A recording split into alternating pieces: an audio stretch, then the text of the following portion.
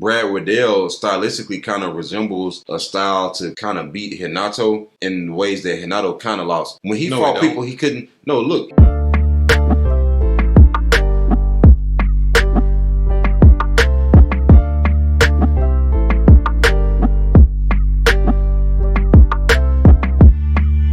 Lightweight matchup between Renato Carneiro and Brad Quake Riddell. And I hate to say this, man, but I think Brad finna lose 3 in a row. Man, the Rafael Fazia fight was crazy because Rafael turned out to be way better than people expected. Jalen Turner turned out to be way better than what people expected. And Renato, man, he's fought everybody, man. Like, first of all, his record is actually kind of messed up, man, because by fight 3, he was fighting Jeremy Stevens, then Brian Ortega, then Calvin Kadar, then Cub Swanson, then Jose Aldo, then Korean Zombie, then Tamires Hadley.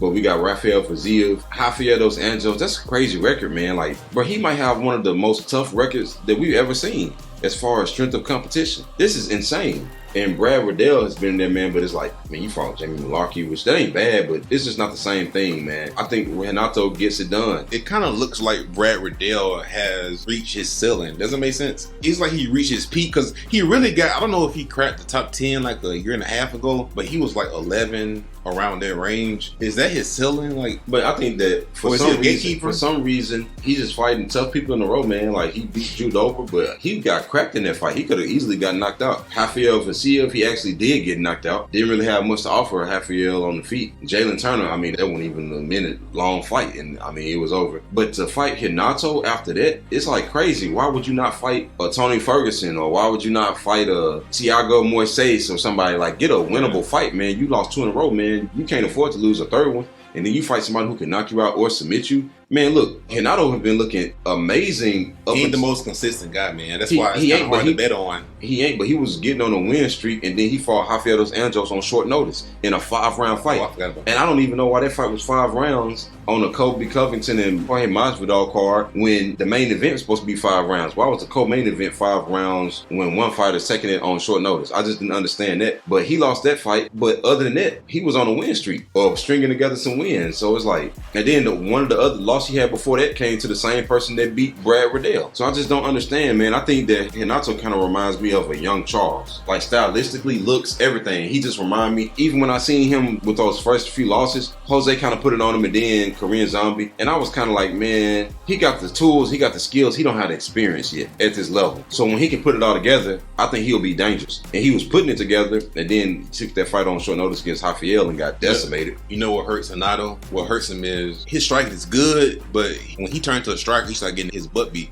If he could just focus more, okay, I got ground game and mix it up, bro. He is long. He's long. He's powerful. He's a good technical striker, but he got to get the fights to the ground. And he can't overly be trying to strike with these people. That's why I'm glad when he fought Alexander Hernandez, when he hurt him, just go for the choke. Don't be trying to finish people on the feet and all that stuff, man. Just get the fight to the ground. Now, it looked like he beat Chase Hooper here in a grappling tournament like a year ago, almost a year ago. That's kind of interesting because that's Chase's world. Man, poor Chase. But anyway, I think the Brad Riddell is a very winnable fight. But at the same time, Brad Riddell stylistically kind of resembles a style to kind of beat Renato in ways that Renato kind of lost. When he fought people, he couldn't. No, look, he got beat up on the feet by Jose. He got beat up on the feet by Korean Zombie. He was actually winning the Brian Ortega fight. I remember they was both undefeated. He was actually winning that fight. I think he dropped Brian and hurt him and everything, and still he made one mistake and left his neck out there and got submitted. Remember, he got tired? Yeah. So that's kind of funny. But Rafael beat him up on the feet. Jose beat him up on the feet. Korean Zombie beat him up on the feet. But they're prolific strikers, though. But Brad Riddell come from a kickboxing background. I ain't saying he was the best, but I'm saying that's the only way he can win. But they had Brad's other so tools. Stiff, man. I know.